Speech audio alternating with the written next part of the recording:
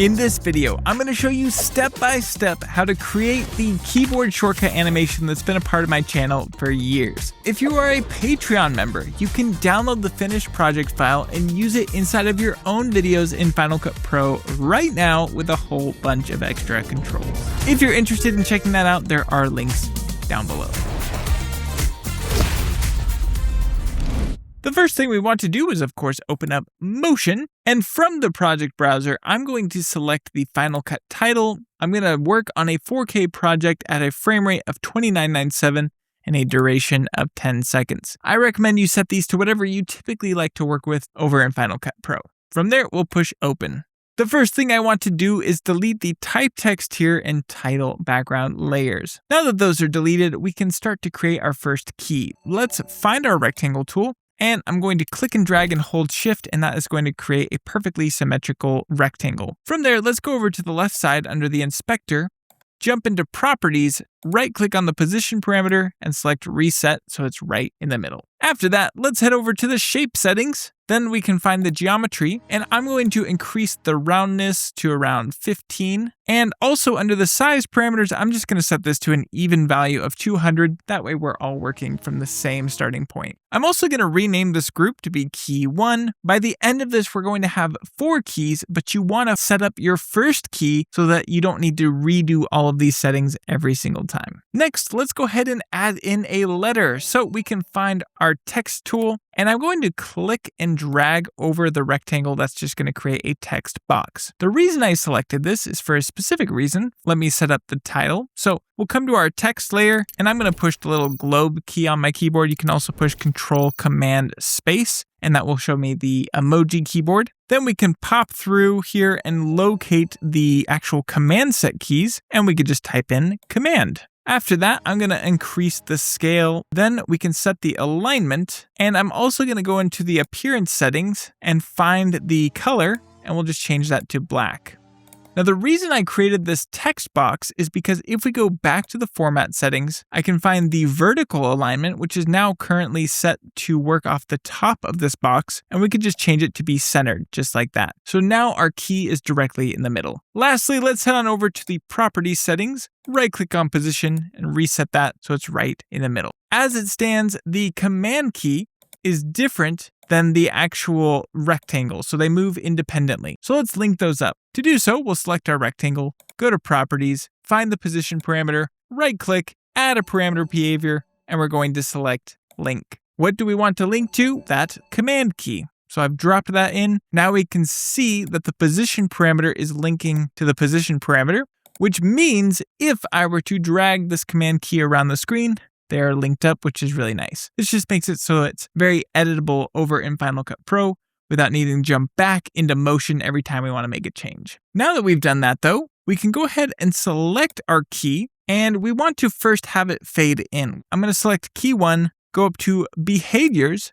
go to basic motion, and just select the fade in, fade out parameter behavior. And so what's really cool now is it auto fades in over 20 frames and auto fades out over 20 frames, which is just a nice, easy way to do that. Let's also rename this link parameter to be link position, just so we clearly understand what's going on with our project. And lastly, I want to have this pop up into frame. We'll select key 1, the entire group. Then we can come over to the position parameter, and we'll right click, add a parameter behavior, and this time we're going to select overshoot. We need to set a starting value for this overshoot. Right now our key is sitting at 0, 0, so we want it to start below that 0, 0 value. So I'll just set this to -500. Now I actually made a mistake here. You'll see that our key is coming in at an angle, which maybe that's what you want. But what I should have instead done, I'm going to reset this overshoot parameter and delete it. I initially right-clicked on the position parameter, add a parameter behavior, and did that on the entire position axis here. And what I should have done is expanded the position parameter, found the Y value,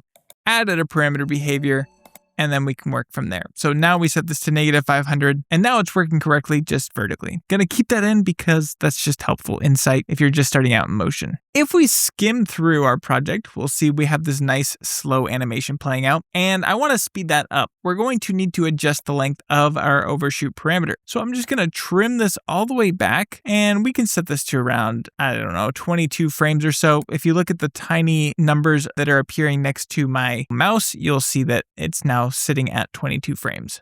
So pushing play, we have this animation, but it's definitely way too elasticy for my liking. So let's change that by going over here to the left side and changing these cycles. Right now it's 3, that means it's bouncing up and down 3 times. So let's just set it to a value of 1, so it's 1 solid bounce, and that is looking so much better. So now we can actually duplicate this to the other keys. So let's collapse key 1, and I'm going to push Command D 3 times, 1, 2, 3, and we'll rename these in just a moment, but I first want to lay them out. Let's select key 1 and set this X value to a value of -350, and so that sets it off to the left side. We'll find key 1, and I'm just going to barely move that to the left side. Key 1, copy 1, we'll drag that a little bit to the right, and key 1, copy 2, we'll set this to a positive value of 350. And now we'll let Motion do the math between how far these should be apart. By selecting all of them, we'll go to Object, then we can go to Alignment, and we can select Distribute Rights. So now that's going to move everything so they are perfectly spaced across the board. And the reason we slightly moved these 2 keys here, that tells Motion exactly the order that we want these to be placed on the screen. Now that we've done that, we can go ahead and rename all these. So we'll call this key 2,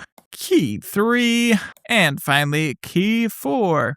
So they all bounce in at the exact same momentum, and I want to offset these. There's a really cool new feature inside of Motion that just came in 6.3. So you might not have access to this, and you might need to manually move these to offset them in the timeline. But what we can do is select each of these keys in the order we want them. So key 1, 2, 3, and 4. I'm holding Command to make that multi-select. Then I'm going to go up to Mark and then select Distribute Layers. What this allows us to do is to tell Motion how far apart each of these layers should be. And so right now we can see they're offset by 10 frames, and you can see this in real time down on the timeline. I'm just going to shrink this down to about 2, maybe 3, let's try 4 frames. Then we can press Distribute. So if we push play now, we can see each of them coming in on their own, which looks really nice and adds a lot of dynamism to the animation. Now, just for visual clarity's sake, I'm going to pop open each one of these keys. We'll go into the text, and I'm going to add in a different character. I'm going to pop open that emoji menu again, Control Command Space. We can hop over here to the actual modifiers, and let's say we want Shift in there. Then we can do the same for the next key, so on and so forth. I won't bore you with this. And so now I have all of these different modifier keys shown on the screen.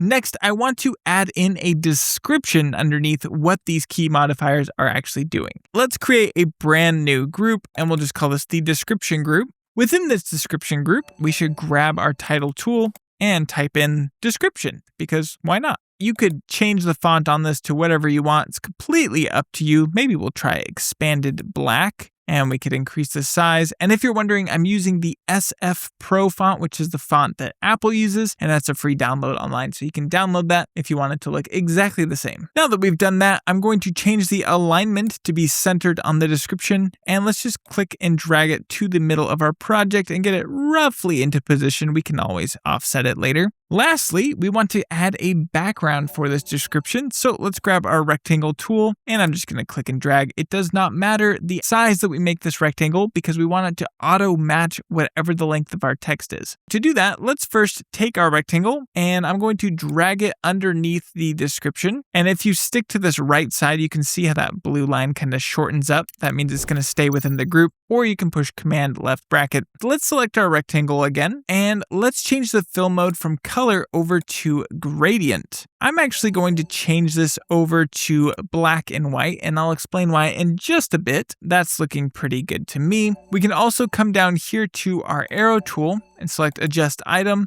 And if you wanted to adjust how this gradient is laid out, you can do just that. So I'm liking that, but I want to add obviously a splash of color. Normally you would think, oh, just do that within the gradient here in Motion, but there's a much better way. By setting this to black and white, we can go up to our filters, then go to color, and then select gradient colorize. Now we can change the gradient on this gradient colorize. So I'm going to set it to my Final Cut Pro colors, and you'll see that we're now remapping black and white to this gradient color. But what's really cool, we have access to this offset control. So you'll see how I'm dragging this up and it's auto animating that gradient passing through, which is really cool. So we could just simply come over here to the offset control, add a parameter behavior, set it to rate, and we could set that to a value of 36. And so that's going to do one full cycle over a 10-second project. And you'll just see how that's slowly animating through, which is really, really cool. Just adds a little bit of extra zhuzh to your edits. We want this rectangle to match whatever the width of our text is. So to do that, we'll select the rectangle. We'll go to the Geometry tab and find the Size panel. And I'm going to expand that and just locate the width parameter. I'm actually going to set this down to 0. So the starting point is 0. Then we'll click on this down arrow, add a parameter behavior, and link it to our description. Now, what do we want from that description? Well, we want to go into the compatible parameters and we want an object attribute of size and width. So now this rectangle is automatically matching the width of our text. However, the description is a separate object from the rectangle, so it's not perfectly aligned. So let's go ahead and fix that. We'll select our rectangle, and actually I'm going to relabel this to be link width, just so we clearly understand what's going on. Again, selecting our rectangle, properties, and we'll locate the position parameter, and we'll add a parameter behavior of link.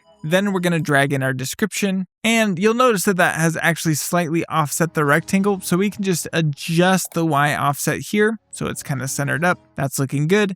And so now we can drag our description absolutely anywhere, and it's good to go. Now you might be wondering, for you motion veterans, why I'm not using the align to parameter behavior, which would be far simpler than using link parameters. The reason for this is because if we were to add in any sort of on-screen controls, the align to parameter falls apart. So by linking it, we still have access to add on-screen controls to everything over for Final Cut Pro.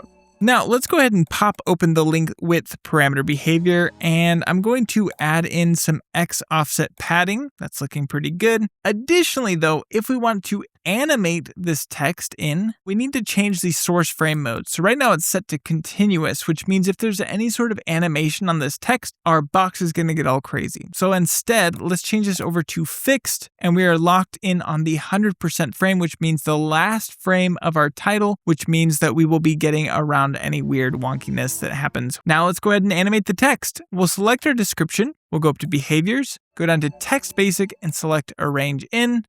And so now that is animating in beautifully, but a couple benefits is we can change this text to say whatever we want,